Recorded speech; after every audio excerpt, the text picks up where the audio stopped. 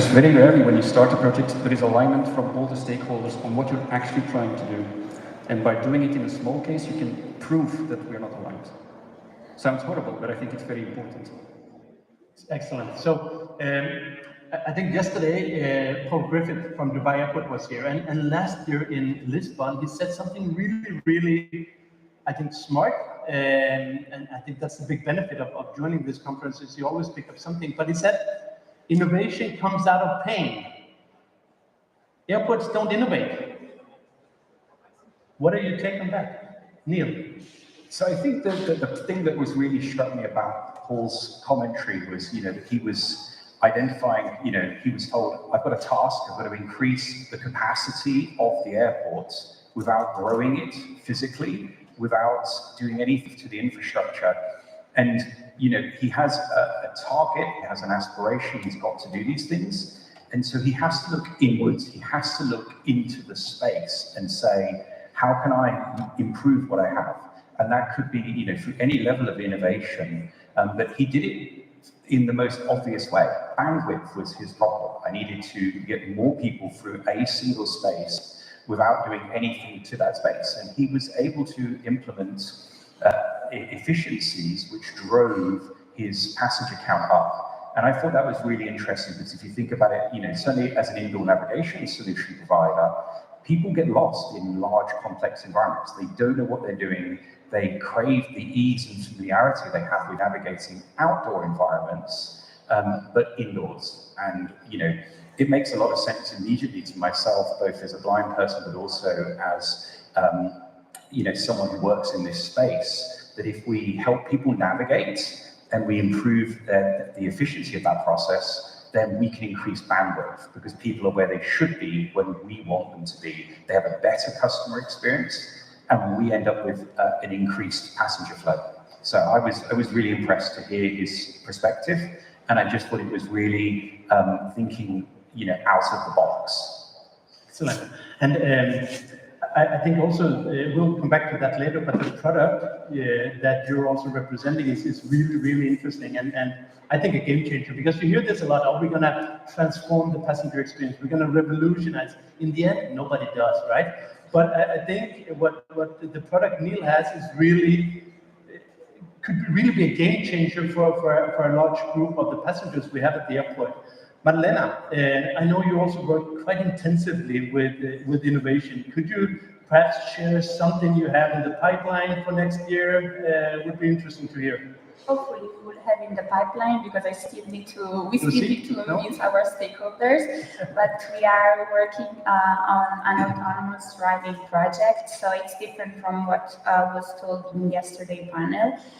We have a huge problem, so we're starting from the basic needs that we need to fulfill in Malpensa and in the airport, and we have a shuttle bus service going from Terminal 1 to Terminal 2, and those buses are always super crowded, people don't really like them, and our quality of service is really low, and we need to increase the capacity of the service, but then we would need to add more buses, and we don't find the drivers. So autonomous driving was, of course, one of the most obvious answers. But can I ask you a question? I mean, a lot of people are talking about this autonomous driving. In the end, it's not really taking off. Why? Because honestly, we have spoken with so many suppliers, so the technology is there, but the regulatory framework is so fragmented. Like maybe you can do so many things in Asia and in other European countries, but in Italy you need to go across a lot of different steps, and it's taking really ages. Like our goal would be to have something operative for the Winter Olympic Games. We are already very late, and we are at the end of 2024, and we would have the games in more than 1 year, but you need more than a year to go across all the different regulatory steps. You need to have the vehicle homologated because we want to do the proof of concept again.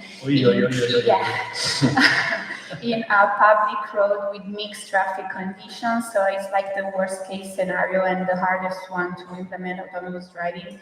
And in that specific case, you really need to go through a lot of different bureaucratic steps. Okay. this is what is like slowing us down. But hopefully we would do something for the Olympic Games, and that's only the beginning, because we want to transform the whole fleet into an autonomous one. Excellent, excellent. So I guess you have some time before the Olympics will be here. Yeah. Which year is it? In 2026. 2026, so not a lot of time. Yeah.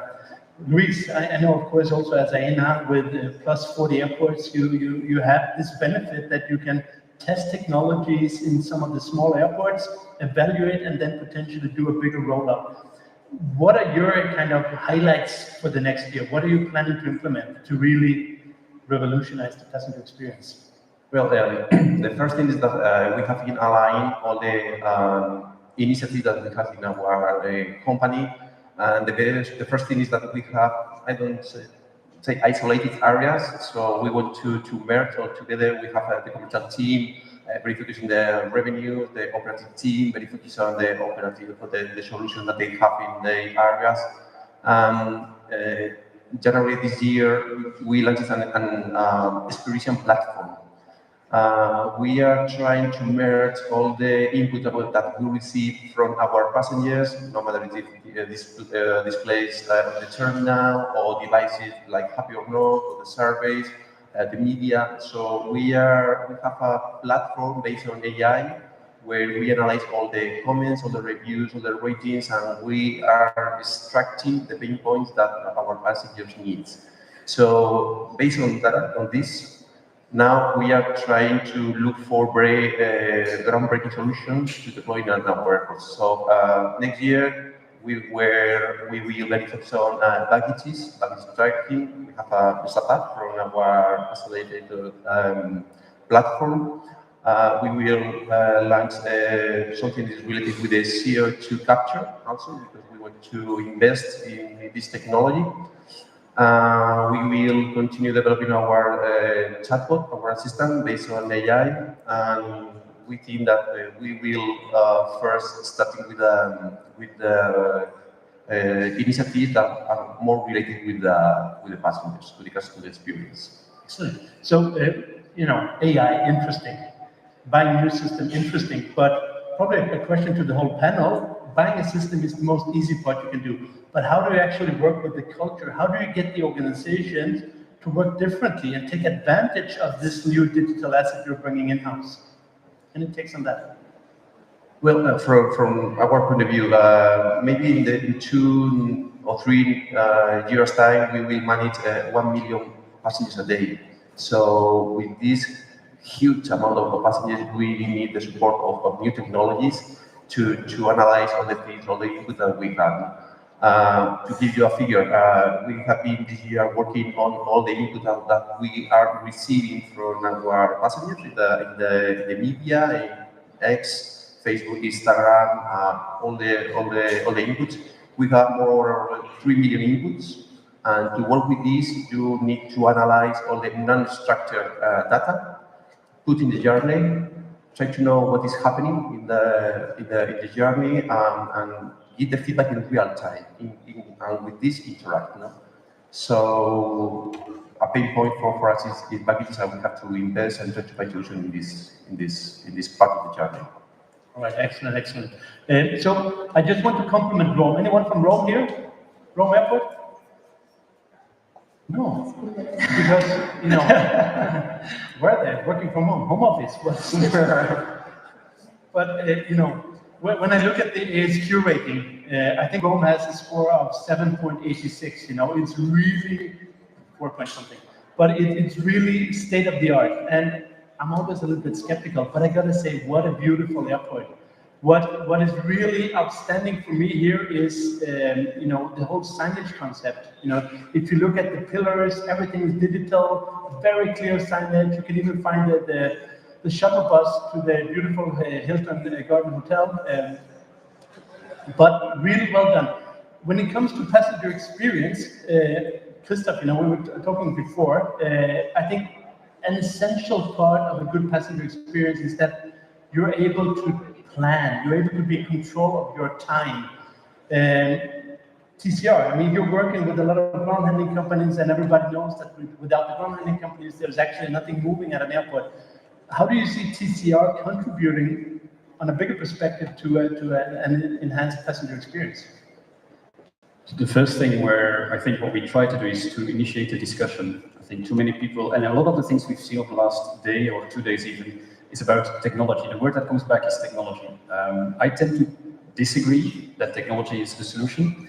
It's the sexy thing to mention and to refer to, but the essence of an airport is deliver on-time performance.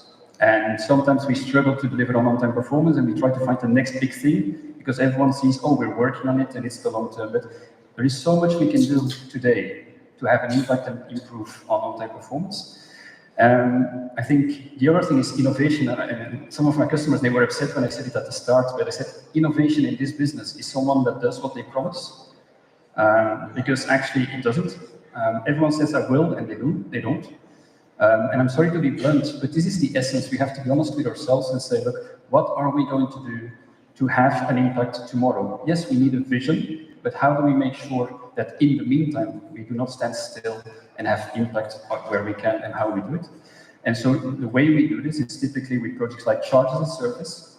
Simplistically put, it's a mobile battery solution where the handlers are not charging anymore. They just use the assets whenever they're needed, but they're always full. And again, when I say full, it's the mentality change. A battery doesn't have to be full. It's not from 0 to 100. It's lithium. You charge whenever you can, 10 minutes. So you need only the 10 minutes in capacity. So it's changing behavior, it's changing the impact on different people. And the most important thing, what we try to do is bring people together. In the past, we were talking to the airline, the handler, or the airport. And what we learned is you cannot solve the problem that we're faced with on decarbonization by talking individually. It affects everyone in the value chain. And so you will have to have that common denominator. Pooling is another way of working together. I know it's like the dirty word. Everyone is kind of, we love it, but we don't do it. But we see a massive momentum today. Huh? There is a load of airports that are looking at it. But again, don't see it as the solution. When you implement SAP, we did it. And it's not solving problems, it's creating different problems. As long as you don't change your processes and your mentality and the way you work, the same happens in an airport environment. So that's where we try to play. And I think you're perfectly right, because in the end, you know, every airport is doing some kind of biometrics, right? You get a like on LinkedIn, well done. But in the end, it doesn't really change the passenger experience. But if you have to wait 3 hours for your baggage after flying 2 hours, you know, that's really bad for the passenger experience.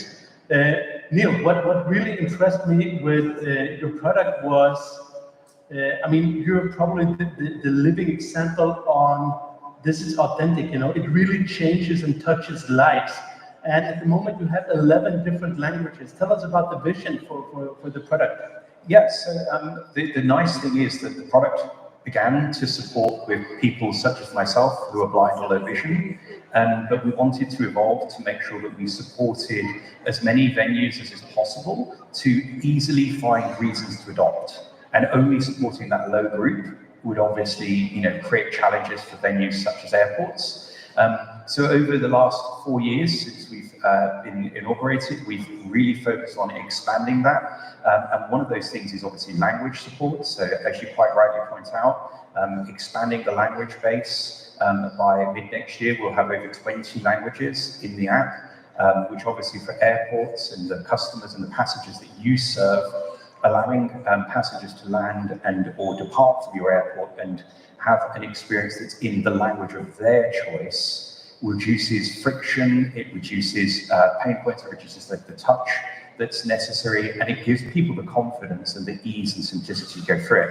And we've done this through not just with languages, but with researching things such as how to support differing user groups. You know, and I love the idea that, you know, if you sort of think about it from the point of view of, if you can successfully move someone through a space who is totally blind, for example, I would argue you likely can move anyone through that space. And if you just give the person the tools, they'll be self-sufficient. And, you know, you only need to look at things like passengers with reduced mobility services and how much those services cost today. And we're seeing that the number of passengers traveling with disabilities increasing. Airports need revolutionary ways of meeting that demand, not just in a way that matches compliance, but exceeds and is in line with, you know, our customer excellence. So languages is one thing, but it's also about just providing a holistic package that absolutely appeals to the broadest possible base. Yeah. A question, I mean, I'm using Google Maps a lot, Apple Maps a lot. How is your product different, and why should the airports buy it?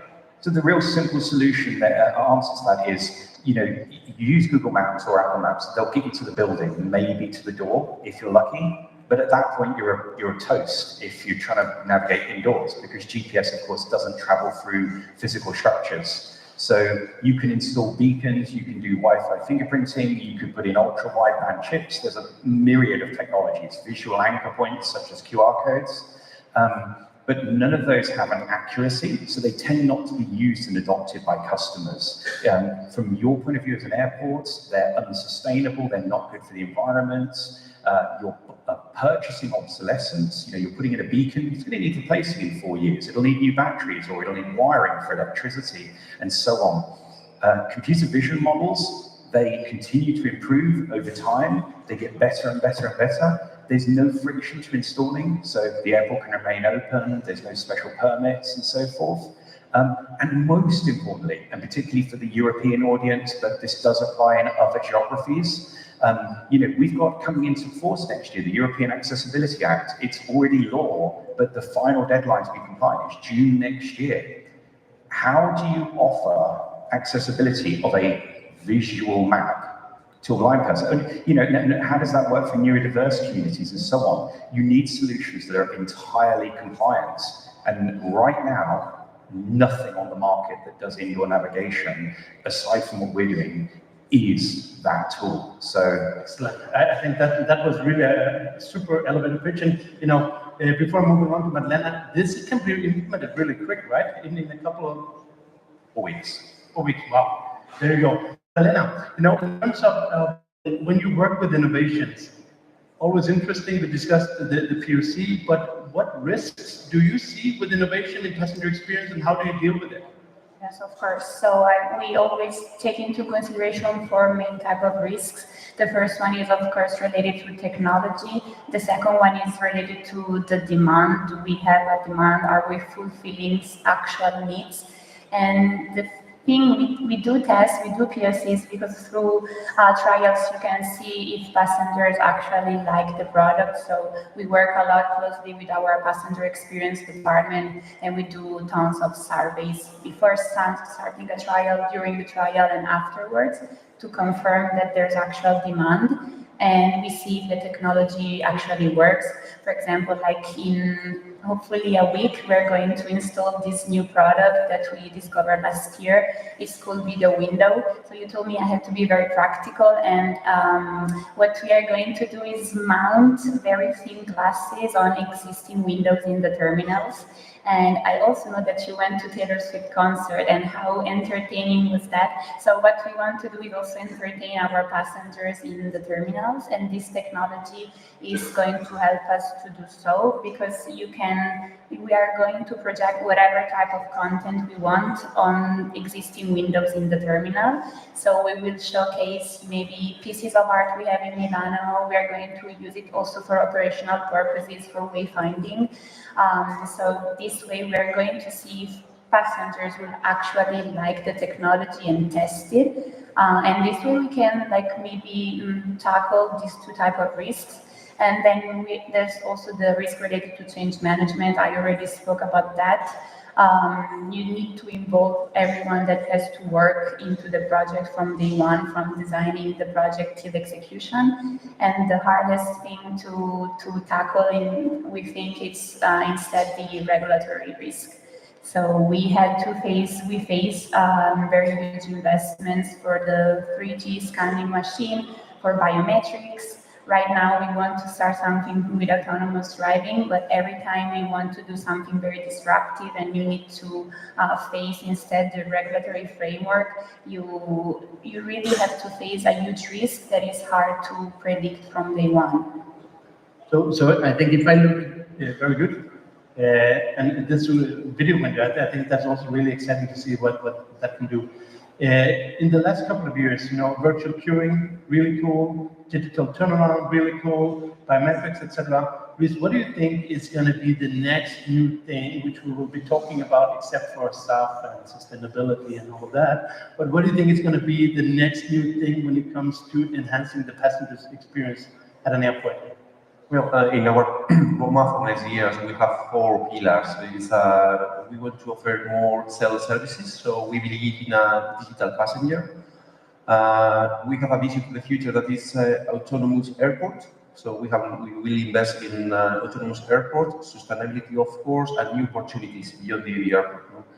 But we very focus on customer experience, and next year we will create a customer data platform to track the digital behavior of the passenger in the terminal. So that means that we have to deploy video analytics. We are with a project in Madrid, Barajas Airport, Barcelona, Palma de Mallorca. We want to extend our project to Brazil because we are now managing 20% of the traffic in Brazil. And with this ecosystem, we have to merge all the interaction that we have with our passengers. So with this customer data platform, we will start conversation with them, and with all the interaction that we have with them in the VIP lounges, in the fast track, PRM services, systems that we have in our airports, we will start chatting with them, say, it's okay, do you need any help? Do you want to book a slot in a security control? Do you want? So we want to change the way that we interact with our passengers. So in our goal for the next year is that more or less 60% of the passengers will be digital with AIA. Very good, very good. So now it's time to at least start thinking about the excellent questions I know you're going to have, because in a couple of minutes we're going to open up for a couple of questions as well. So line them up. I know it's going to be a fight to get the microphone, but Christoph, just from your perspective, being one of the major suppliers of GEC in the industry, what is your view on innovation? Because I think it became a very big thing in Germany, at least, that one of the airlines said that there has been no innovation going on in ground handling for the last many years, meaning that we still have people moving manually, bags and so on. What is your take on that? How do we get to also introducing innovation in that area? Well, I think that it starts with everyone talks about innovation, but actually innovation means a change of mentality and mindset. That's the first essential thing. I meet every day, and it's with the greatest respect, because everyone, whenever they come back with answers, it's an honest answer, but I meet so many people that can list all the problems.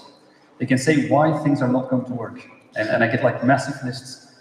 But of course, the trick is to see what can be done, not what cannot be done, and that's what makes really the difference.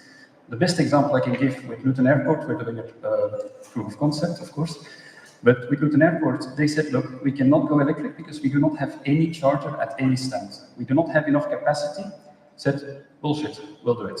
Mobile solution. We're charging at night when there is electrical capacity available. Yeah, but we cannot afford every stand is used all day. We cannot afford to open up the ramp and do the groundworks and so on and so on. Okay, we'll do a solution without groundworks. So it's not about trying to find all the reasons why it cannot work. It's about being open to what we can do. And I'm going to say something maybe again a bit tricky, but I sometimes wonder how much of the vision and ambition is the vision and the ambition of the airport, or is the vision and ambition of the consultant you pay to draft it. If you want to change, you have to believe it yourself. And it has to start with the senior management, because I work with so many people in the middle management that are doing really night and day their utmost best to bring change. And when it's finally there, actually there was never buy-in. And I think it's very sad because it disengages your teams. You have really good people with the right values, the right focus, but you demotivate them by not giving clear objectives and clear accountability and engagement. So for me, this is fundamental when I talk about innovation. This is the essence where you start. And all the rest is just your choices, your solutions. Excellent, excellent. So I think really interesting discussions. I told you it's a dream team, right? So now we're going to bring the microphone, and I hope you have some excellent questions for the panel. We still have a couple of minutes left. We have Sarah, we have the lady a couple of lines further back. but the microphone is with the purple lady over there. Can you hear me? Absolutely. Yeah, I feel a little bit like a unicorn in all these blue suits, but at least you noticed me. A little bit based on what Christoph just said and the start that you had earlier on proof of concepts. What I wonder whether the airports on the panel recognize the difficulty of procuring and contracting innovations. Because I think procurement rules, liabilities, combined with unproven concepts. So I wonder about your opinion. So on our side, we got lucky recently because we are part of a bigger direction that is called, a division that is called supply chain, purchasing and innovation. So we were able to exploit synergies with that part of the team, and we are building up our own startup kit. So we have very shorter contracts, more simple ones. And we are also like simplifying a lot the process to have our supplier register in the supplier database. And we are still in the process to simplify the insurance side of having a PLC, because this is something that no one, I think, talk about till now.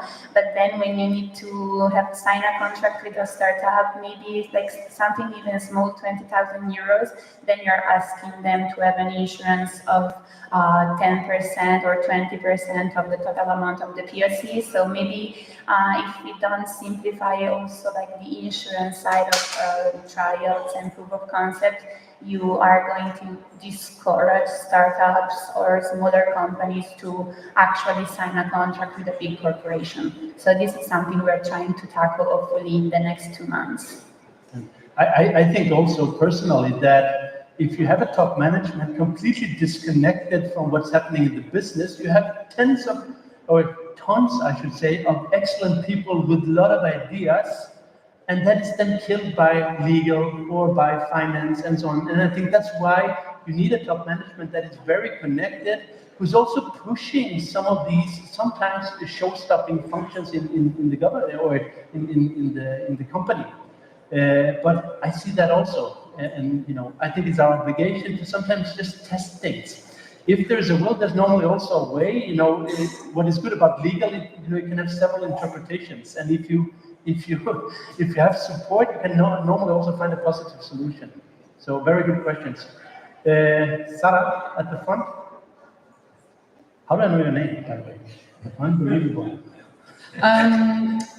I'm about to pose a question and a comment, and I hope I don't ruin the cozy atmosphere that you've created, Thomas. No. Please don't throw tomatoes or eggs at me in a minute.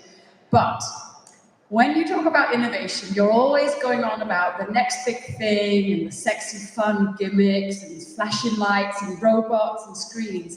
How about innovation being fixing the basics so that the next big thing is that no one waits in line, that all bags arrive on belts in less than 2 hours, not like my experience on Monday. How about we change and think about innovation as fixing the passenger journey and working with the core? So I'd like your perspective on that, please. Yeah, I think Christoph said it excellent. You know, first of all, we should start by delivering on our promise. And perhaps you want to elaborate again, or somebody else in the panel.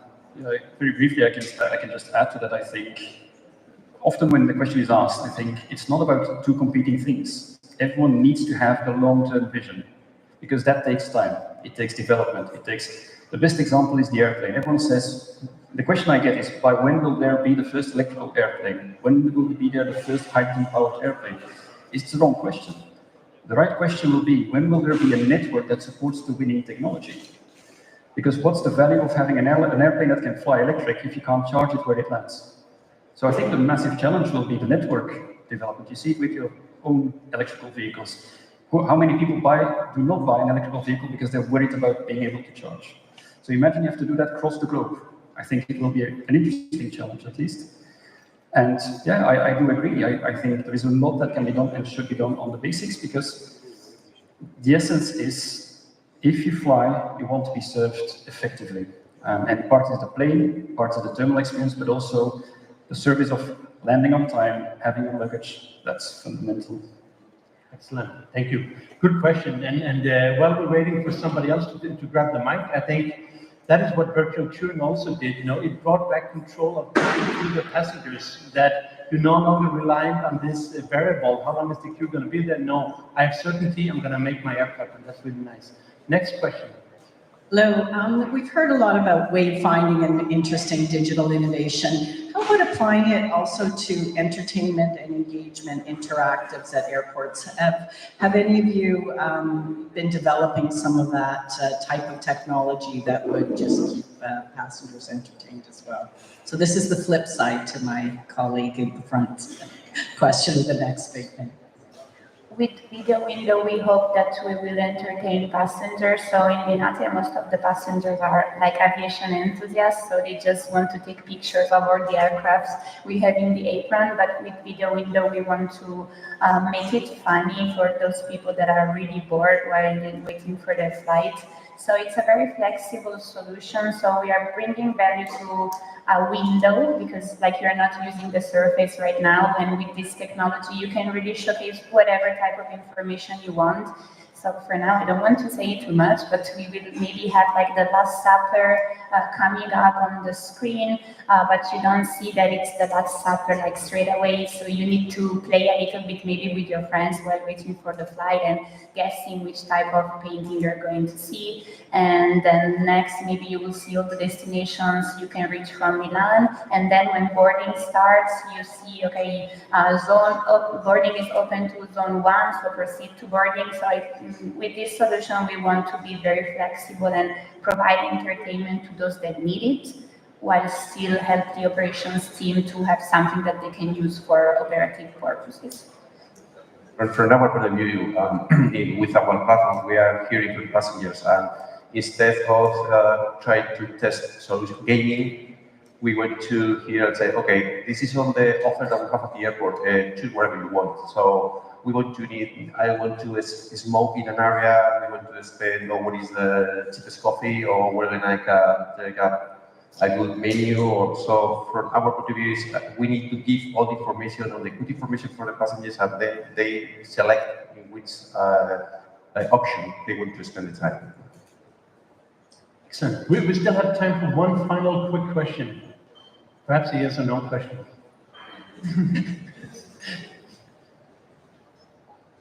Oh, good. So please give our excellent panelists a round of applause, and thank you very much for listening.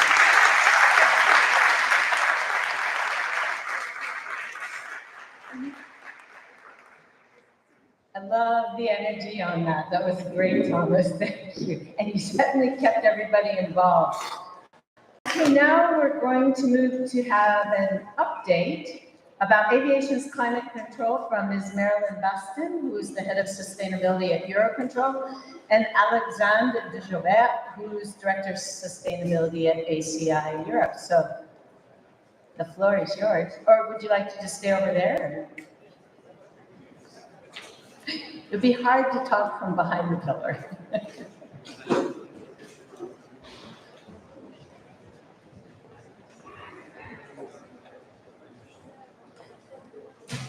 So, good morning, good afternoon, everybody. My name is Marlene Bastin. I'm the head of aviation sustainability in Eurocontrol. And it's really a pleasure being here today to share this presentation about climate change adaptation with Alexandre from ACI Europe. So that presentation will be split into two different parts. The first one is about the context. Why do we need to work on climate change adaptation? And the second part will be on our new climate adaptation briefing, the new document that we are releasing today, actually. So about the context now, why do we need to work on climate change adaptation? So first of all, as you know, all of you airports, you are quite motivated to reduce your emission. This is good.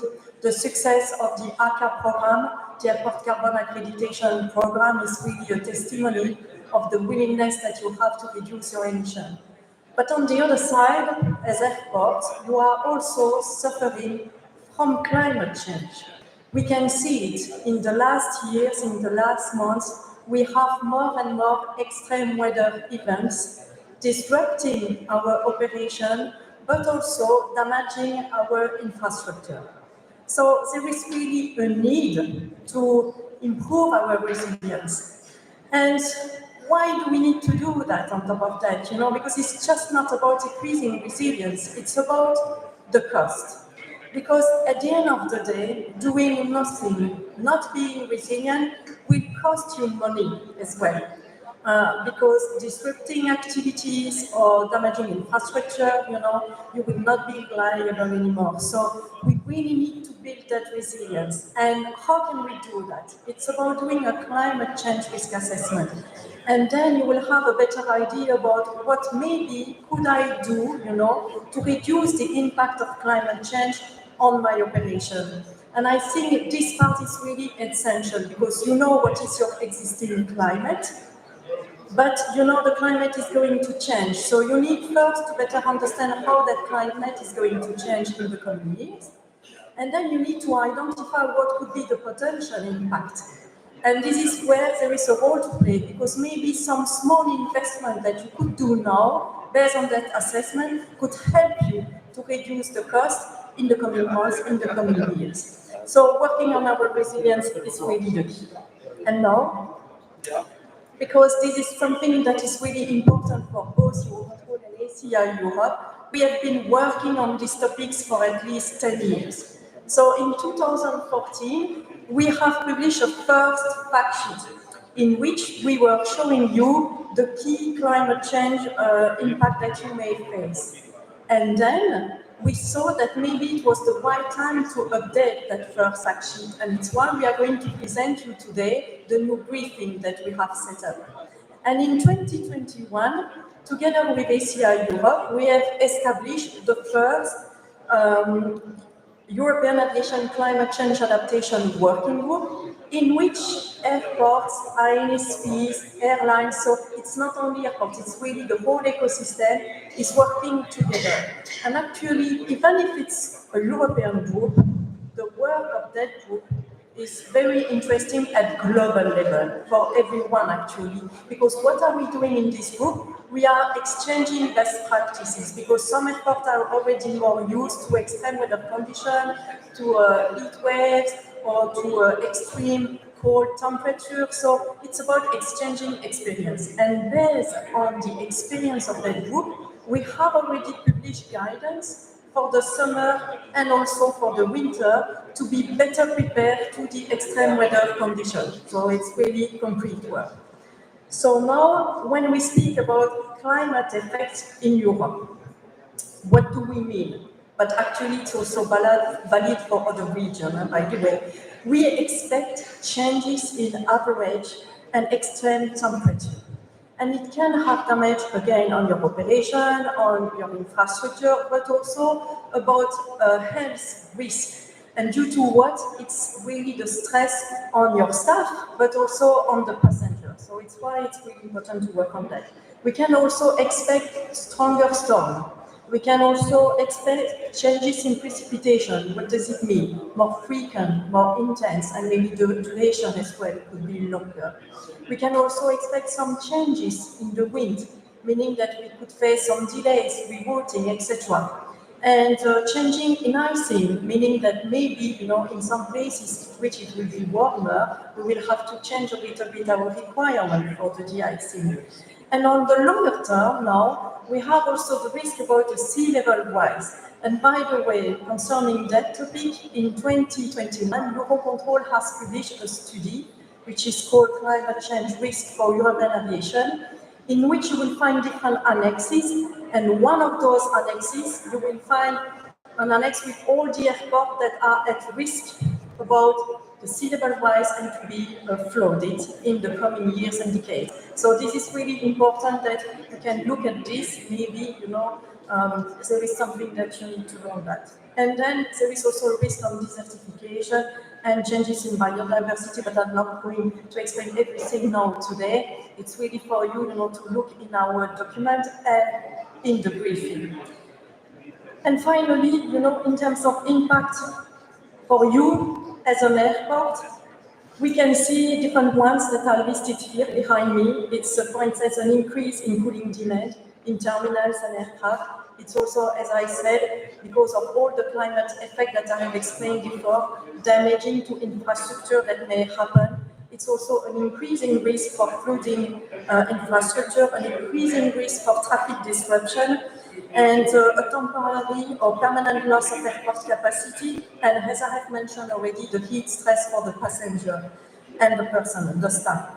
Now I would like just to say something from a Eurocontrol point of view. Actually, I'm also seeing it from a network point of view, and the whole network is connected, meaning that when there is one airport who is not able to operate properly because of a disruption due to extreme weather conditions, it will affect the whole network. And look at last summer in Europe, when we look to the reason why we had so much delay, 42% of the delay has been due to weather. So it really means that it's becoming very, very serious. And if we want to have a network which is efficient, we need all of us, to improve our capacity to be more resilient. And now I would like to give the floor to Alexandre for the second part of the presentation.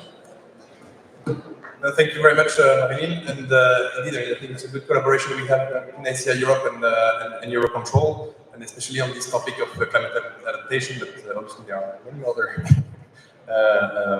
collaboration on other topics. But then indeed, as climate-related hazards are likely to be more frequent, to be more severe, along with also potential increasing disruptions, traffic disruptions.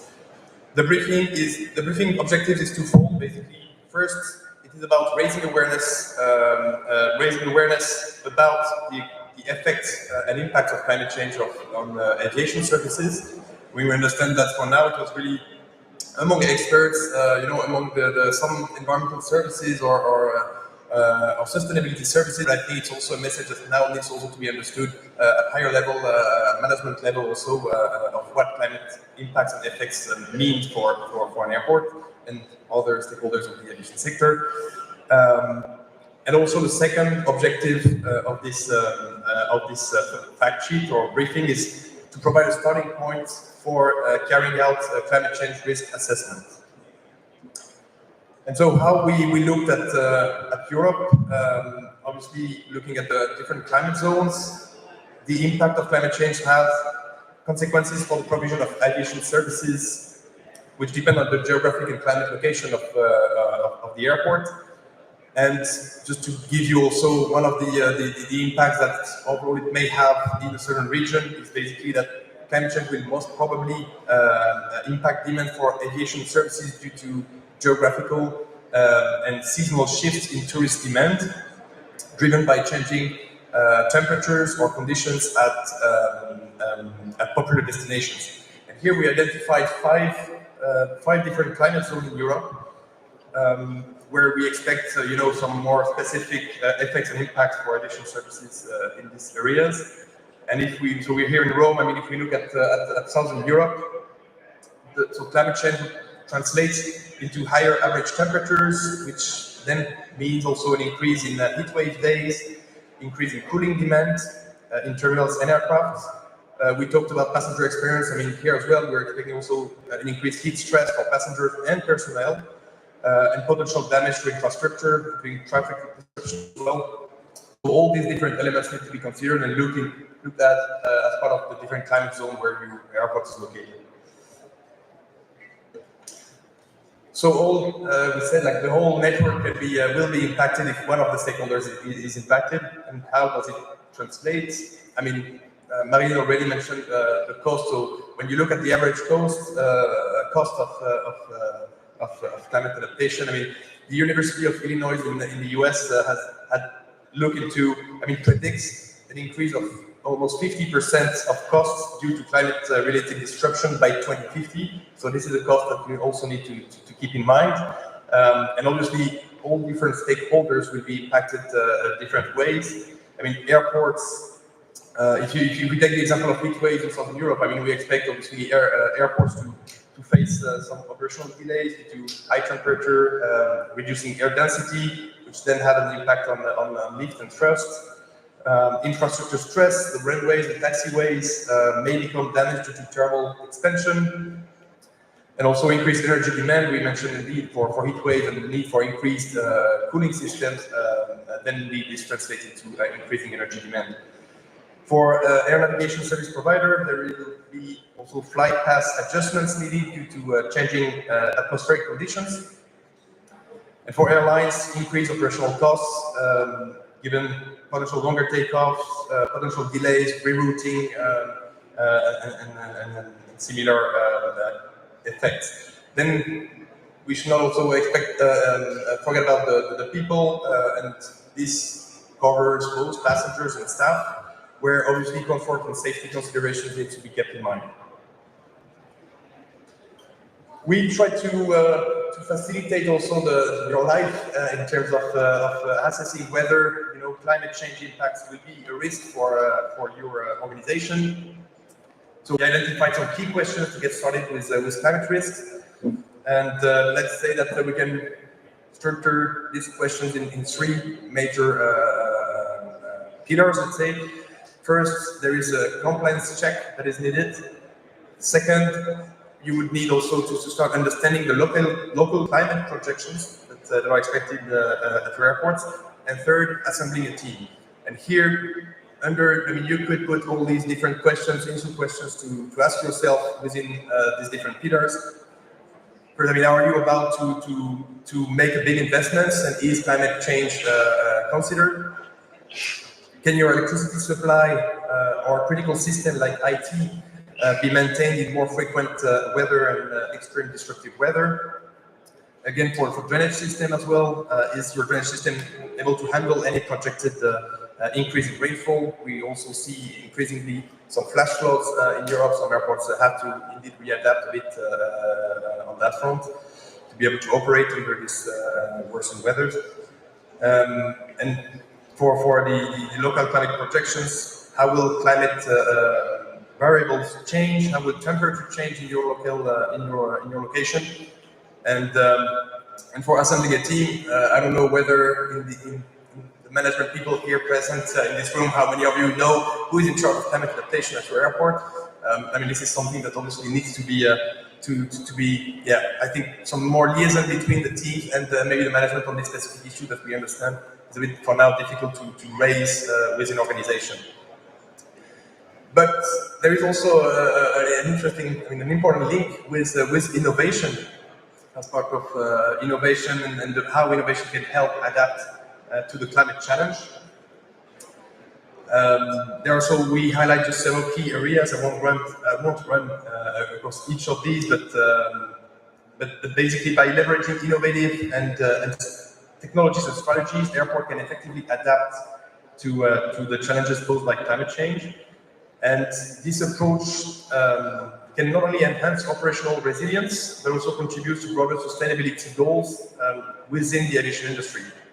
So, then I leave that also to the innovators among you to look at how your products or how some new areas could be further tackled to answer some of the challenges faced by the aviation industry related to climate impacts.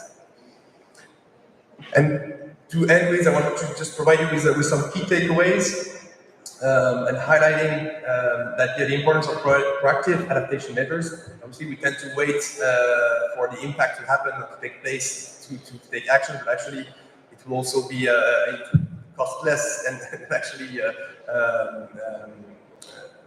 allow to avoid any interruption or disruptions of your operations if you anticipate these challenges. Collaboration among stakeholders is key. We've seen that. We do so on ACI and Eurocontrol, but indeed NSPs, airlines, airports, and the staff and passengers need also to discuss among each other how this climate change is impacting them, how to answer these impacts and effects. And obviously, it all relies as well with the cost, with investments. Investment is definitely crucial for maintaining operational efficiency and safety as climate conditions worsen. And so maybe the question I would like to leave you with is And so to take away basically how much will it cost to implement the adaptation measures that you need versus the cost of doing nothing actually. So I think this is really the question that you need to ask your own organization to then look into the assessment of this climate change impacts and effects for the organization. And here, obviously, yeah, so we provide you with a QR code where you can download and get more access to more information about this briefing. Thank you.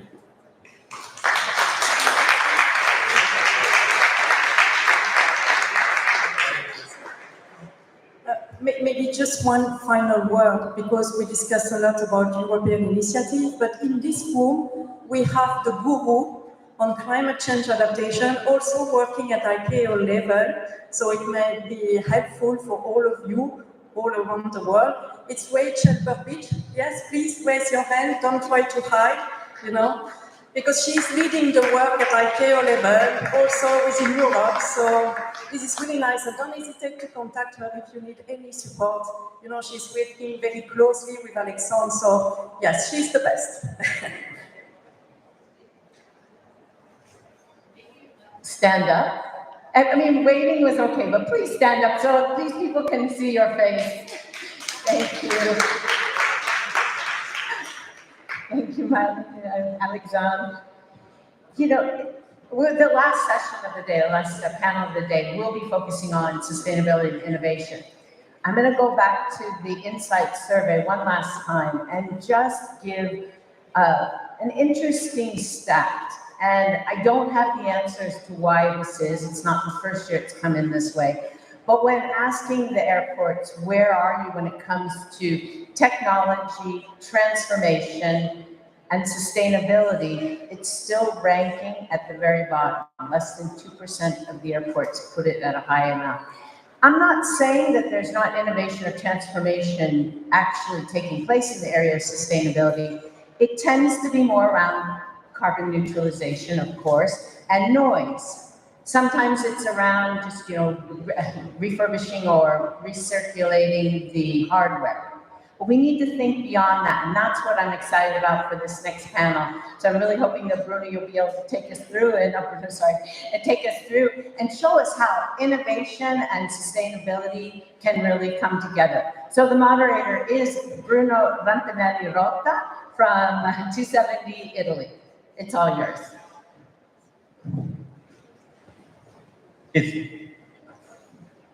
Can everyone hear me? Yes, perfect. So I'll moderate this panel with the key message that there is no innovation without sustainability, and there is no sustainability without innovation. So for the agenda of today, before I'll present my great panelists, I'll do a quick presentation on the topic to make sure that everyone is on board. But before that, since it's the last session of the last day, and everyone yesterday had like a great time, a lot of food, a lot of wine, please can you stand up, everyone? Not only one person, but can everyone please stand up? We do a quick exercise. ACI has asked me to do burpees, but I'm not doing burpees. I would like you to introduce yourself to the person on your left and your right, and ask where he or she is from.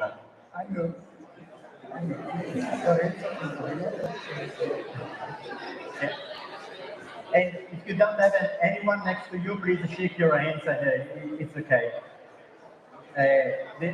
Now you can stand. You can sit down.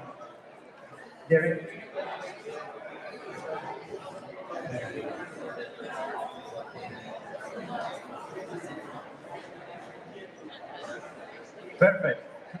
Let's go back to the session. Okay, so let me introduce my panelists first. So I'll start with Krista. Krista, she's the head of sustainability at Brussels Airport. She brings over 15 years of experience in sustainable projects, and also she's highly involved in Stargate project, and for ACI Europe, she's the chair of the ACI environmental strategy and of the task force about climate change. Thank you, Krista, to be here. Then we have Frederick.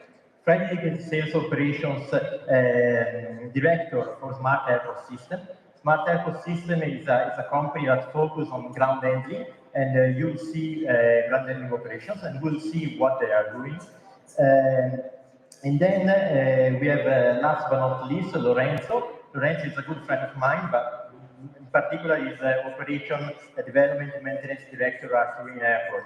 Lorenzo has more than 20 years experience in aviation, and also is probably one of the few people that has supported two Olympic Games. One was in Turin in 2006 for the Winter Olympic Games, and also he supported Vancouver in 2010. So, what we are talking today, we are talking about sustainability and innovation. First of all, we dig in about environmental sustainability because it's the topic that everyone knows, but we know that sustainability is beyond only environmental. We need also to talk about social and economics. Just a quick overview. Those numbers you have seen many times, and there are no news, and probably we need to update them as well. They are a little bit out of date. But anyway, aviation counts for 3% of the total global emissions, and we are 12% in the transportation sector. But what we know is that, like, with increasing the traffic, increasing the flights, this number will go up. So that's where we need to do something. A few years ago, Olivier, in a conference in Palermo, said like a great quote that I always remember, which is that we, as aviation industry, are seen as a tobacco industry back in the 80s. And yesterday, I think Olivier said something else. It was, we need to maintain our license to operate. What does it mean if we lose the license to operate? It's a topic that we tend to use a lot, also in Italy in our work. So I asked the team, what do you think that this means? And they came up with this. So when maybe in the future, if we don't do nothing about sustainability, if we don't innovate, if we don't change what we are doing now, maybe like in a flying tickets, we'll see warning flying till the earth, or warning, this is a problem flying. That's something that we cannot afford. We cannot afford also because, like we know that we are a polluting industry, but also we know that we do a lot. And what we do is what is written there. We connect. We connect people, we connect business, we create business. That's really important to remember. We have done like a small study. So we have asked the ACI to give us all the people that the reasons where they're coming from, and we have counted the amount of CO2 that was emitted to come here to this conference. This is per person, only one way, because of course we want to keep you here in Italy with us. The idea that right now you can look on your left and your right and see who is the biggest polluter between us. But why we are here? Because, well, as I said before, Teams meeting, online meetings, they're very good, they're very nice to stay in our pajamas and not have to dress up and go to the office. But at the same time, when we really create something that is new, something that is innovative, something that really will shape the future, we will need to be like face-to-face, exchange ideas, etc. At the same time, like there are lots of reasons of travels. As airport operators, as aviation consultants, we see when we go to airports, we see smiling faces, we see crying faces, people saying goodbye to their families. All these emotions that come to place when we are flying, when we go to airports. At the same time, for me, yesterday, I had a family emergency. I had to fly back to Milan. And the only way to be in Milan for time for what I had to do was by flying. Without that, it was not possible to do it. So it's really important to remember that we need to keep aviation, and aviation is a key for everyone, and to keep connecting the world, the business, and create business. Now, Crystal, floor is yours. I'd like to know, Brussels Airport is worldwide known for all the projects that you're doing around sustainability and innovation. Can you please explain us a little bit what you are currently doing and what you want to do in the future? Thank you, Bruno. I'm very pleased to share our experiences and what we are doing related to sustainability and more specifically the innovative aspect of it.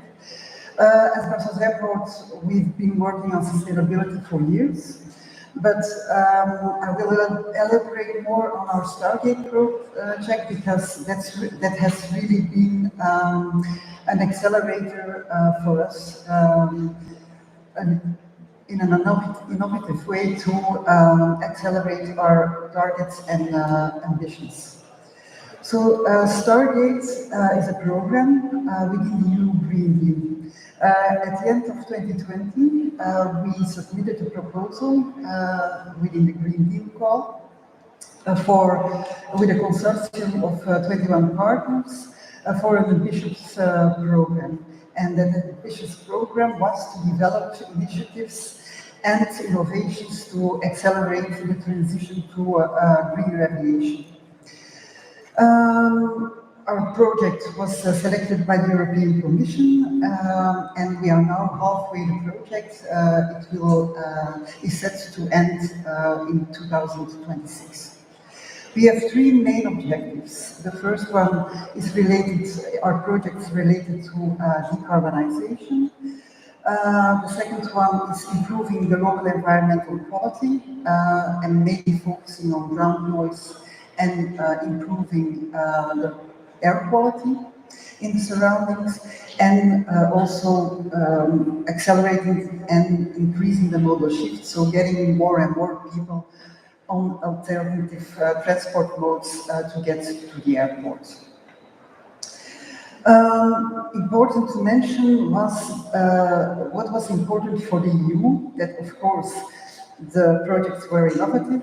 Secondly, that they help to reach the target and that they are in line with the ambitions and the targets within the EU Green Deal, and that you need partners. And it was also important to have a geographical spread of those partners within Europe. That was also an important criteria. I'm going to elaborate more on local environment and decarbonization, and show you a few projects of what we already have developed and implemented, and also evaluated. So local environment, as I already mentioned, it's about ground noise and air quality, because that's really a big concern of our neighboring communities. So the first one of our home carriers for cargo, in this case is DHL, and they did an important investment program related to their ground handling equipment.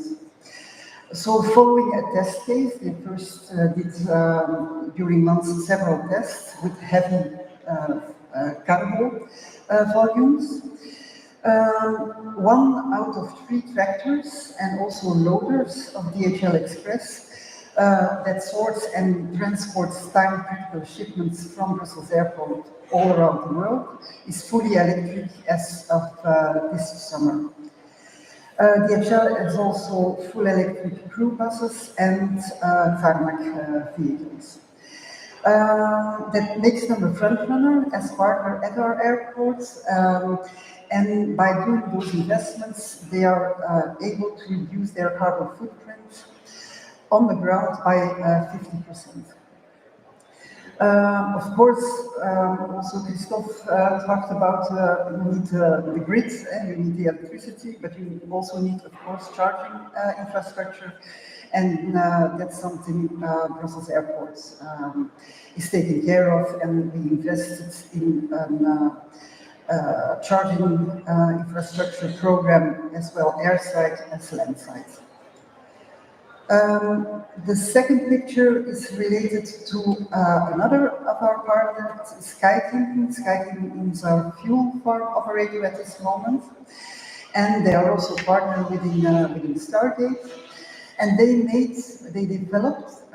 designed and developed their own custom-built electric high-flow fuel dispenser for the fueling operations at Brussels Airport. So these electric dispensers, they are really first generation, standard, high performance, with a very specific electric chassis. And they were delivered in April this year and are used to deliver the aviation fuel from the underground hydrogen system into the aircraft. And the new vehicles were designed and constructed tailor-made within the Stargate program, and they are up and running now at the airport. And perhaps if you fly from Brussels and you look at the fuel dispensers, you can see the logo of Stargate, then you know it's related to the program. The third one, and then we are stepping back from electrification, it's hydrogen. We installed a mobile hydrogen station, you see it at the back of the picture. And again, with DHL, we did some tests with a tractor with high-load cargo during 3 months at the airport. It was an innovative tractor, used a hydrogen fuel cell system, and it was provided by Mobilità. The initial test period was crucial, in first instance to understand the potential of the use of hydrogen at our airport, but also including gathering data for the pros and the cons of using hydrogen, the refueling procedures, the safety protocols, and the overall efficiency. And we learned a lot by doing that test, and we are now looking at the second phase. And then finally, our partner, where we worked with for testing the taxi bot, is also in the panel. It's SIS. We did some tests with taxi bots with a Boeing 737-800 from TUI. It was, first of all, the experience of the pilot that was important, but also the effects of the evaluation of the effects of using the taxi bot. So we worked with the Flemish Institute for Technological Research. They are specialized in clean tech and sustainability. And they measured ultrafine particle emissions and noise emissions with the engines on, with one engine on, and with the taxi bot, so without using the engines while taxiing. And the result was really, we were really astonished by the results, because the noise reduction that we realized was minus 10 decibels, so it's minus 50% of decrease in noise. And for ultrafine particles, it even went up to 90% reduction of ultrafine particle emissions, so 90. It's really spectacular. Yeah. And then the last part, I will be short on that. It's another objective, decarbonization, mainly focusing on scope 3 emissions. Because we have, as an airport, we do a lot of programs and initiatives besides Stargate, and we have our own net zero carbon emission by 2030 with a roadmap and an investment plan that is approved and validated by our management and our shareholders. In the Stargate program, we focus really on the scope 3 emissions, and more specifically, a work package related to SAF. First one is a SAF catalog we made to list the actions airports can take in increasing the uptake of SAF. Is the catalog available online? So, yes, we have a dedicated website on Stargate, and you can find the catalog is published on that website. The second one, and I can't give you more details at this moment because it's disclosure, it's under NDA, but our partner SkyThinking is developing an on-site SAF blending, so we want to blend SAFs on-site our airports in order to have higher percentages of self-blending, but also to evaluate, to do the research, to gather insights into self-blending, also the supply chain and the certification process. It's in development, as I said, and we hope to make it public and test it before the summer next year. But it's something we will be very proud of. It's one of the most impactful projects we have in Stargate. So I will round up. Thank you, Christoph. And so, also to everyone to know, we have a representative of the European Green Deal project, because we have two leads. We have Stargate and we have Olga, that are the three major Green Deal projects actually ongoing. Frederick, what is Smart Airport System doing? Hello, everyone. So Smart Airport Systems is developing and deploying sustainable solutions for ground aviation, ground movement. So first, I would like to start with referring to a message conveyed by our Prime Minister, Belgian Prime Minister, at the Connecting Europe by Air event earlier this April, where he mentioned that aviation is key for our industry.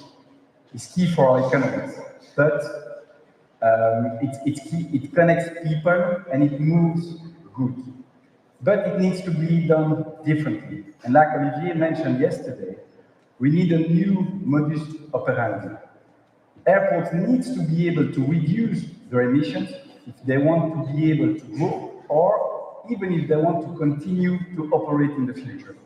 And I believe that during this forum, you heard a lot of new technologies, and technologies are available today in the market.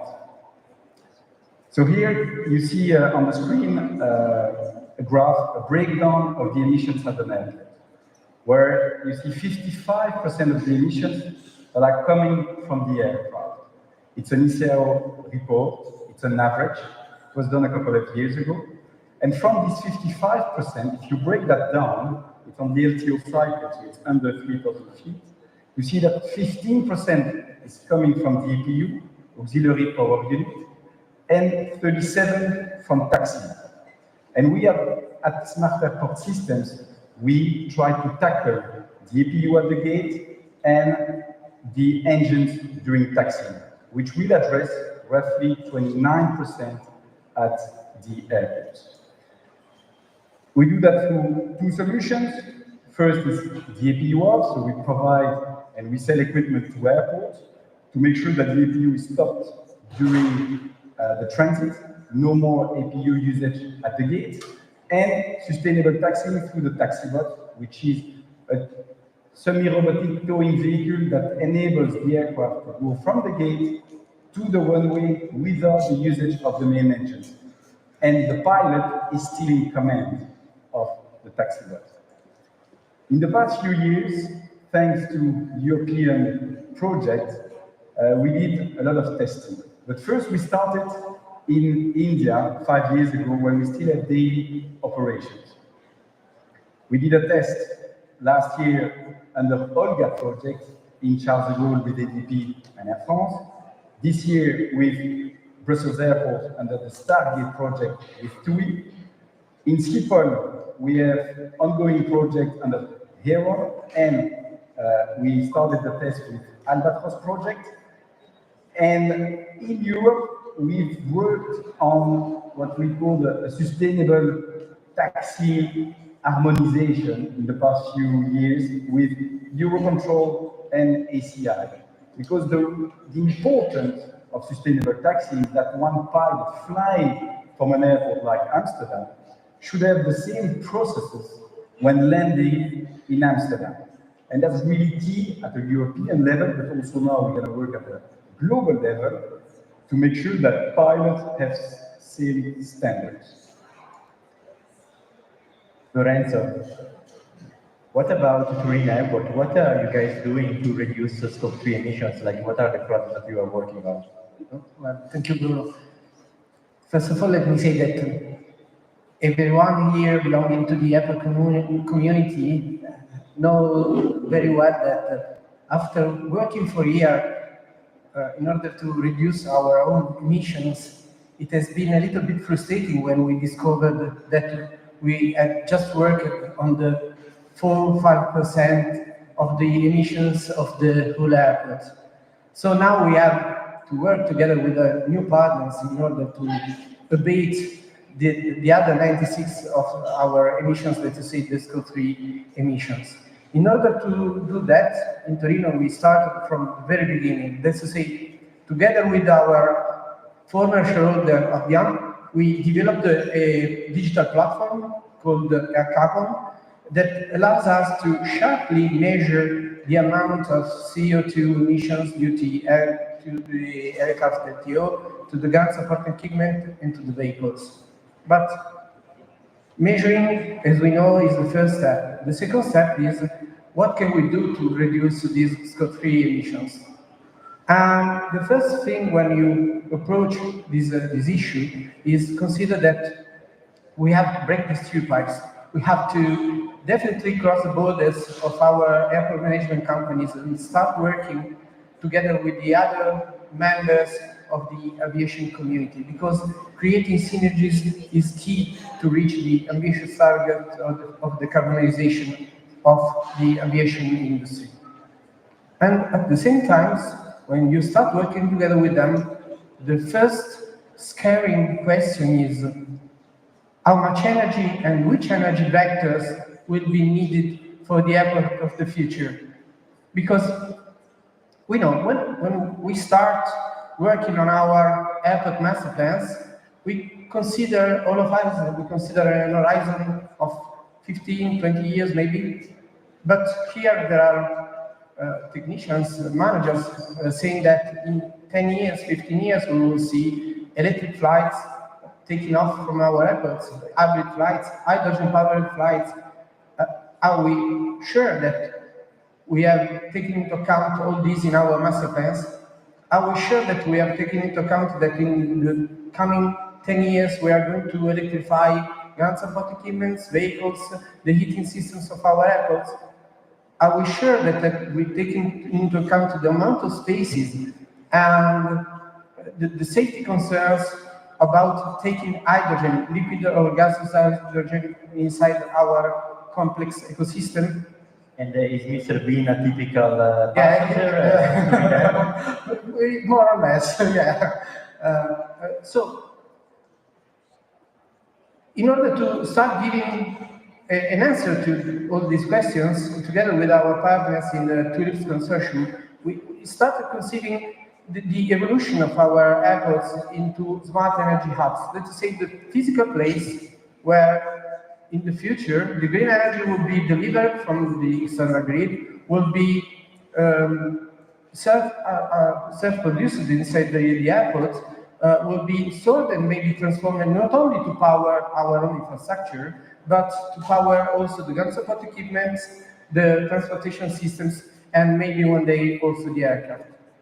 In order to support this ambitious transition, together with our partners of the Politecnico di Torino, we have created a kind of, let me say, energetic digital twin of our airport that helps us to analyze the drivers that influence the energy demand of our airport, and it allows us also to select the best evolutive solutions, the best technologies that we need for the future, not only for our own energy consumptions, but for the full airport ecosystem.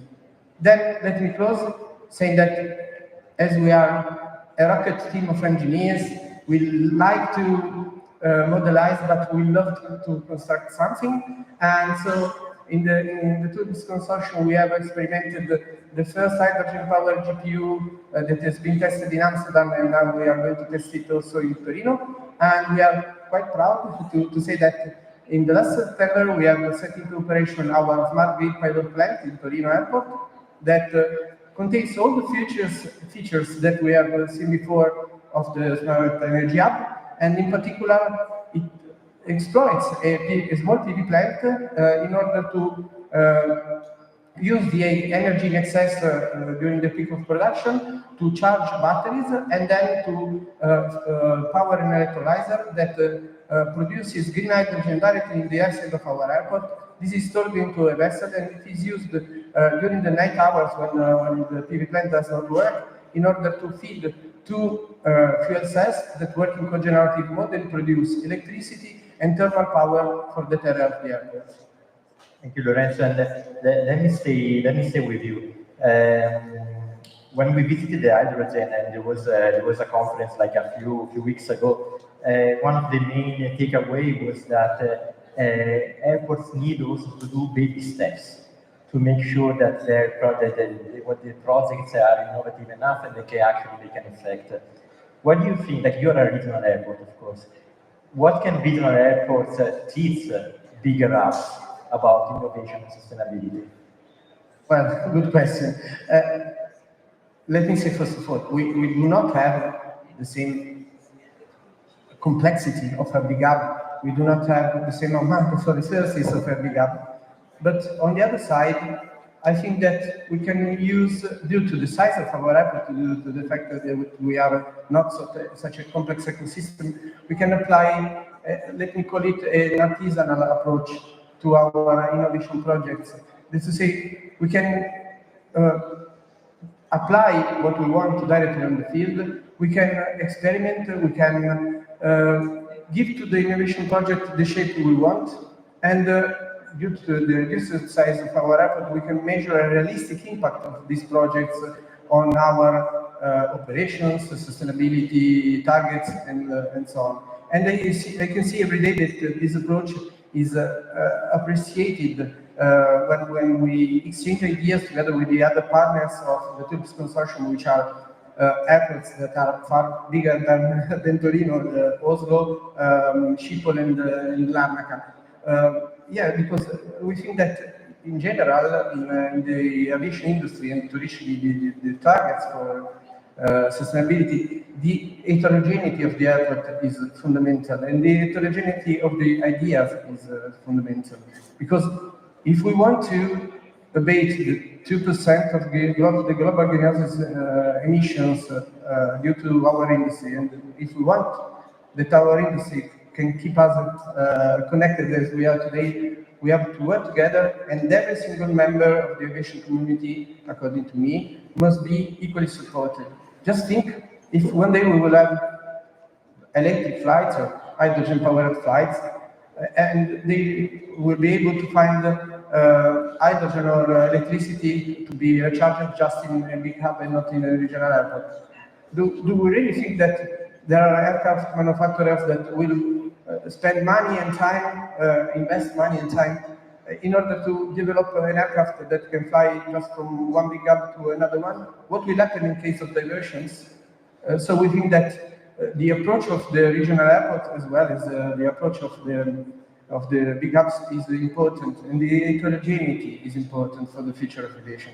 Thank you. And you were talking about investment. So, Christoph, do you think airports are investing enough in sustainability and innovation? Yes or no? And why? Well, I don't have a view. In general, I can only speak from Brussels Airport side. I see the acceleration, and there are two main reasons for that.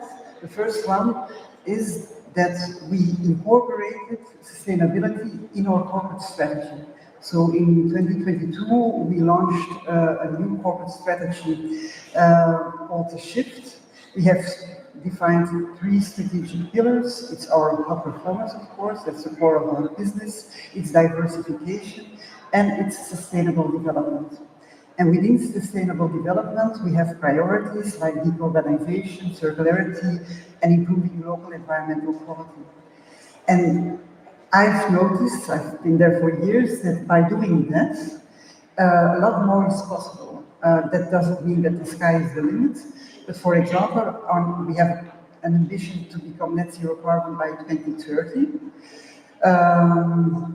We set that ambition, we made a roadmap, and we asked the necessary investments in order to get there on a management level and a shareholder level, and it was approved. And now, before it was a battle with each new building that we wanted to build. Can we ask heat pumps? No, it's too expensive. Now it's a principle, it's net zero, each building is net zero carbon, so you don't have to do that fight anymore for getting heat pumps, solar panels, or geothermal energy on board. It's the principle. Each project now immediately includes heat pumps, solar panels, and geothermal. Just to give one example, but we do that for each strategic priority, and that helps. And of course, funding. We are a private-owned company. We are lucky that we have shareholders who invest and look at the long term. That helps. But to be honest, without the Stargate program, it wouldn't be possible what we have done until today. Thank you. So you're talking also about the public funding, that maybe like is something that we should explore further later. But Freddie, like you work with multiple airports. So do you see like common synergies in deploying your solutions and other solutions? Common synergies. Common synergies. Yes. So what we see is learning from one airport will bring added value to another. But at the end, each airport would like to test the solution, would like to test the technologies, because each airport has different stakeholders, different airlines, different way of working. We see some challenges globally that will be different from one area to another. And funds is specifically one of the main challenges. We have tested the solution in several airports in the world. And what we see in Europe is that without funds, these technologies, the taxi-bot, sustainable taxi, will not be able to have been tested. After the test phase, we go back to the airport and we speak about deployment. And this is a phase where we are now, because the tests were conclusive, positive, reduction of emission by, let's say, 80% on average, compared to using the main engines, which is significant. But now, is the airport going to invest, or are they waiting for the regulator? When speaking to CFOs from airports, they will not invest in projects that don't have a high return on investment in the short term. So what we see in Europe is the Netherlands paving the way, where the regulator, the local regulator, has imposed Schiphol full electrical sustainable taxi. So they have no choice. They need to reduce the emissions to be able to keep the license, to keep to operate, and to grow even in the future.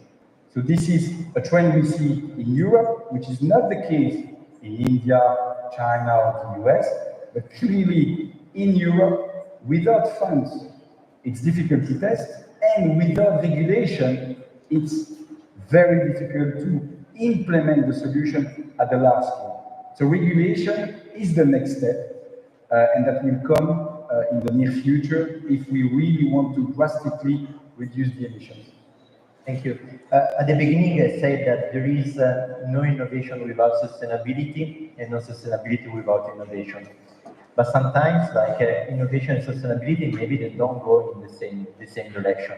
For example, like we might know the rebound effect. What does it mean? That if we have like a more fuel-efficient aircraft, so they polluted less, then the ticket becomes cheaper, and so more people they will fly, and so there is more CO2 emissions. So in this sense, what do you think? It's a question open for everyone. Lorenzo, maybe like where do you see that we are going in different direction from an innovative point of view and a sustainability point of view? I see that, speaking about the taxi bot again, I see that, for example, the Netherlands, they're imposing an electrical taxi bot, a full electrical taxi bot, which in some case is not sustainable or maybe neutral at the global level, because we will pollute by producing the batteries in China, we will have the transportation. Is really the sourcing of energy in Schiphol green? or are they buying part of the energy from coal plants from Germany? So at the global level, is it really green? Yes, locally, we will reduce the emissions. So this is something we see, is that the airports, they think about locally at their pollution. But what about the global effect? And sometimes it's counterproductive. Thank you. And what about the social aspect? We talk about a lot of environment, but what are the social innovations that they can really make an effect on the social part of sustainability? Yeah, thank you for the question. Obviously, sustainability is not only environmental sustainability, but it is something that is a wider concept. Okay, let me say that, for example, in Torino, we have a lot of innovative projects also on for the reduced mobility passengers. We have been the first one in Italy to experiment the self-moving wheelchairs and autonomous wheelchairs, and we have a project that is ongoing together with the University of Torino in order to use virtual reality and augmented reality visors in order to help people with autism to feel more comfortable in the airport experience. So we try to apply innovation on all the different fields of sustainability. Thank you. We have a few minutes left. Maybe there is some questions from the public. There is one question here at the front.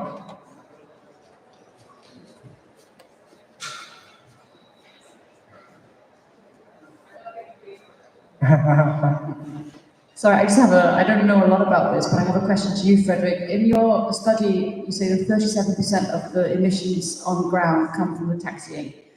Do you have any analytics showing how much of that comes from stands or gates not being available and congestion at the gates? It's a very good question. And no, fortunately, I don't have that as the general average figure. But obviously, from one airport to another, it will increase or decrease at 37%. I mean, a small airport taxiing will be much shorter, while large airports have a lot of queuing. And what we see regarding taxiing is that it is the gate clearance because of the flow. Airports need to keep the same flow. So what they want is to clear the gate as soon as possible, and maybe the aircraft is going to taxi and wait in queuing for minutes, dozens of minutes, and that's especially for very large airports. But unfortunately, I don't have that breakdown, which is a very good question. Because it seems like a natural starting point that that's somewhere where you could reduce emissions quite significantly by utilizing the gates better and by planning that bit. No, definitely. And this is why we target large airports with long taxiing time, when the aircraft will need to wait, not 1, 2, but 5, 10 minutes in queues, because this is something that I suppose you all have encountered. You leave the gate and then you just queue before you can take off. We have maybe time for one more question. There is one question there. Hello, thank you for the panel, Diogen from Heathrow. So a bit of an interesting one connected to the previous session as well. When you spoke about the rebound effect, something I've always been wondering. So we talk about a lot more use of data, a lot more use of new technologies, but there's obviously a carbon implication of having additional data. You know, we talk about Gen AI, but a Gen AI search is perhaps 3 or 4 times more carbon intensive, I've heard, than a standard search. So how do you think we reconcile these things, as you said, sustainability with innovation, but in some cases we have to try and account for the further carbon impact of even the innovation we do? Thank you. Who wants to take it? Lorenzo? Yeah, I don't have an answer to your question, but in general, what we try to make in my airport is that we are trying to conceive a methodology. Let's say, we think that if we want to move on and do some more steps towards sustainability in aviation, in every kind of let me say, mode we intend sustainability, environmental sustainability innovation and reduction of CO2. We have to set a model, we have to set a system, we have to give everyone that operates in our field the possibility to evolve. We must be pioneering. We must try to get back to the beginning of aviation and try to believe that technology can help us and innovation can help us to support the transition toward a sustainable aviation in the future. If we do not have this pioneering approach, if we don't set a model for our airports, for the flights, for the aircraft and so on, I think that we will do the same mistakes of other transportation industries, and we will fail toward the path of decarbonization. So I do not have a specific answer to your question, but I think that the answer to your question relies into a general model of aviation that we have to reshape. Thank you. Diana is giving a lot of Italian signing languages to start, but in 50 seconds, one takeaway, please. One takeaway? 15 seconds, please. 50 seconds. We need, well, it's already mentioned by Frederick, regulation is a big enabler, funding is a big enabler, and collaboration is a big enabler. Frederick?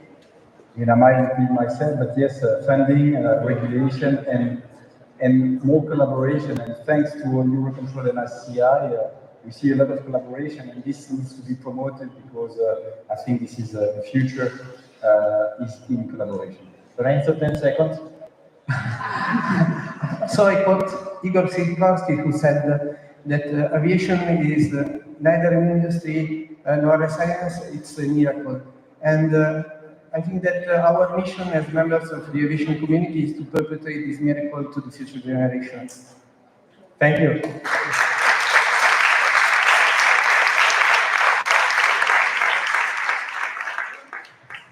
Well, I think Lorenzo's closing remarks were probably the best. I don't know that I could do any better than that. But we have reached the end of the conference, and but we've really only started the discussions, sharing ideas and learning how to innovate and challenge the status quo.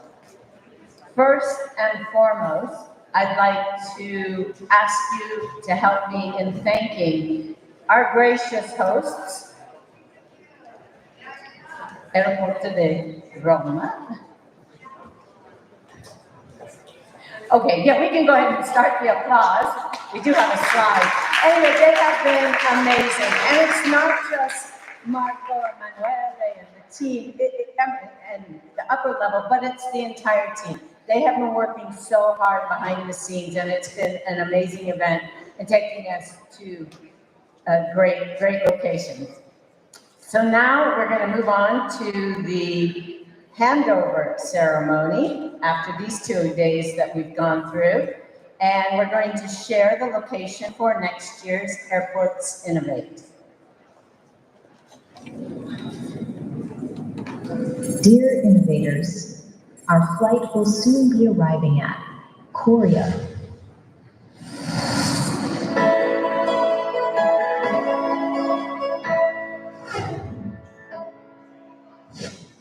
This is Captain, Korea Airports Corporation, speaking.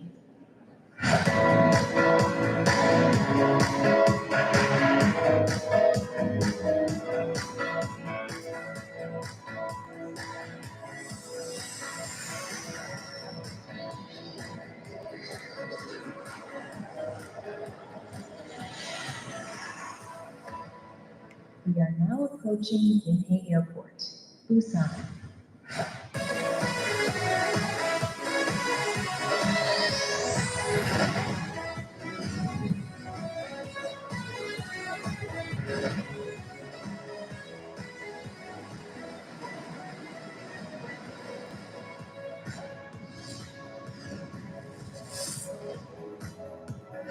The weather in Busan is sunny, and the temperature is 22 degrees Celsius. Please remain seated and wait until the plane comes to Signal Hotel.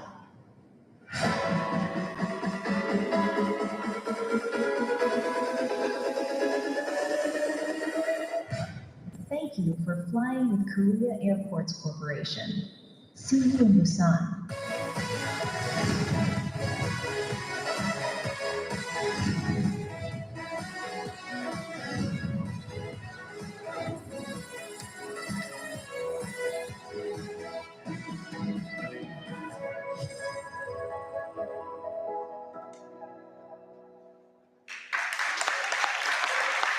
Okay, as you can tell, we will be in Busan, Korea next year, and the dates are the 25 to the 27th November.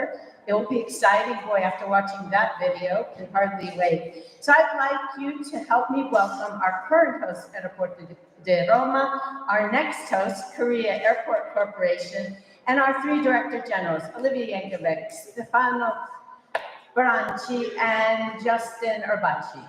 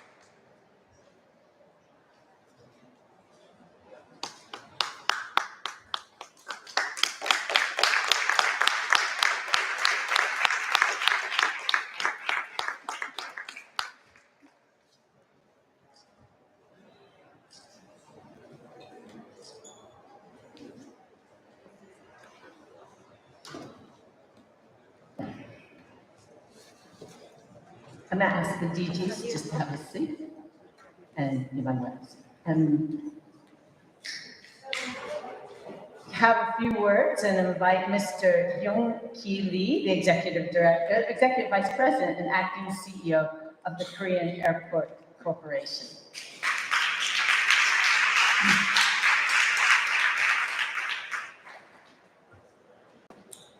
Buongiorno.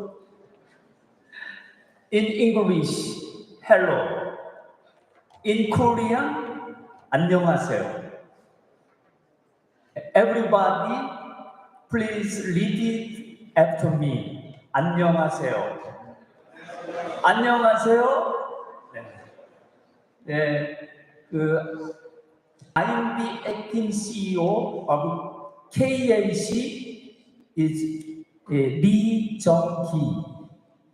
Thank you to ADR for the handover and hosting this successful event. Thank you to ACI for your work as well. It is a great honor for KAC to take on the responsibility of hosting Airports Innovate 2025 in Busan, South Korea. KAC is an operator of 14 airports in Korea, and we have our proud innovations, including UAM, BIM, AI X-ray, and One ID.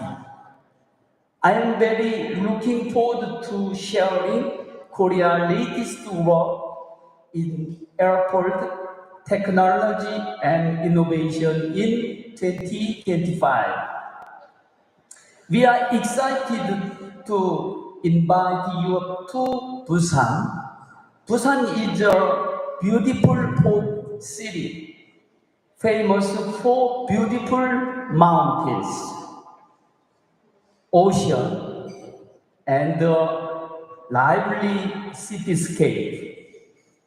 It is a place where nature, tradition, and technology come together. The event will be a great chance to dive into innovation in Busan.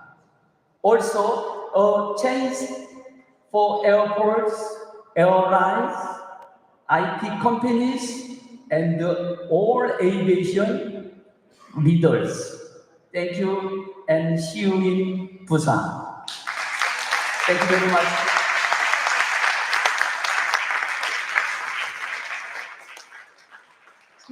Mr. Lee. And now I'd like to invite Stefano for some closing remarks.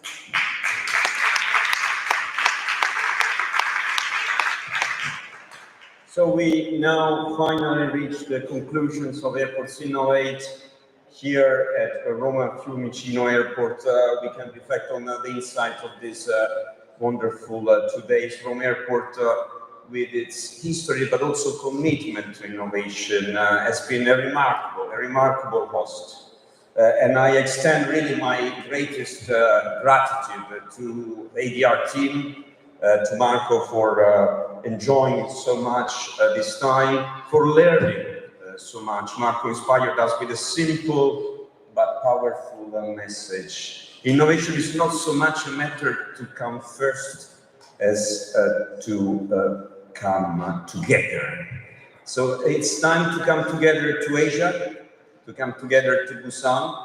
It will happen in just 1 year time. It will be the opportunity not just to talk about innovation, to apply the lessons that Marco showed to us, but also to discover a country where innovation is part of their genes, really. So thank you very much.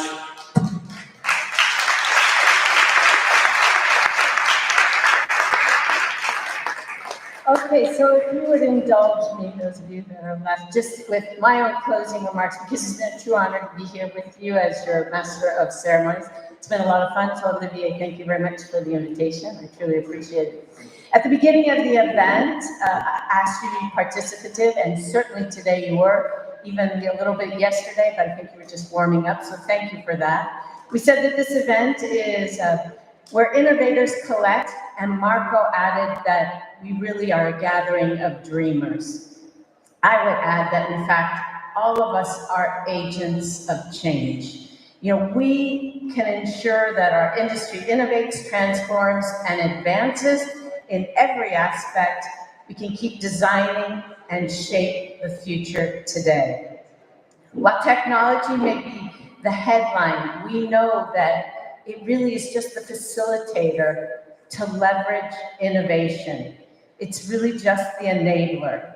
We need to deliver real value, meet your needs. We absolutely need to collaborate. We need to share ideas. We have to talk with all of the stakeholders in an honest way. Try, fail, try again, and then change the mindset that we've often heard throughout the 2 days. We also need to work on regulation. I kept hearing that as a common theme. But finally, and I love these were some of the quotes from all of you, airports are not just black hole transit points or mysterious doors that people go through and disappear. No, in fact, we are destinations of our own with exciting experiences to hold. We provide a unique workplace where no 2 moments are the same. It's a complex structure offering constant opportunities for innovation, transformation. And if that's not motivational, I don't know what is. So I'd like to challenge each of you to go back to your workplaces, work with all your stakeholders, motivate each other, really inspire this change because it is the future. And can you just imagine, or I can hardly wait, what we're going to be talking about next year. 1 year's time is forever when it comes to technology and innovation. So, Mr. Lee, we can hardly wait to be there, and I'm sure it's going to be an incredible event. So, some last-minute housekeeping. No, first, I'd like to ask you to help me thank all of our amazing sponsors. No, that's me. Let's keep going. There we go. That's the sponsor list. Again, because without them and Aeroporti di Roma, of course, this wouldn't have been possible. I'd like to also thank our speakers, our moderators, and of course you, our delegates, because you've made this an interesting event. I really appreciate it. And now I'd like to ask you to help me thank the ACI teams. because this was a real team effort. We had Asia-Pacific Middle East, we had Europe, and of course, World. So all of you, thank you very much. You did an amazing job, each one of you. I am to remind you that there is a feedback portion on the app. Please complete it, the satisfaction survey, and that there will be a farewell lunch just right next door at 1:30. For those of you that reserved a seat for the tour, it will be leaving at 3 p.m. from the registration desk. Unfortunately, the tour is complete, so you had to pre-register for it, and you will they will be waiting for you at 3 o'clock. So with that, again, I'd like to say thank you. It's been a really great, interesting 2 days. So thank you very much.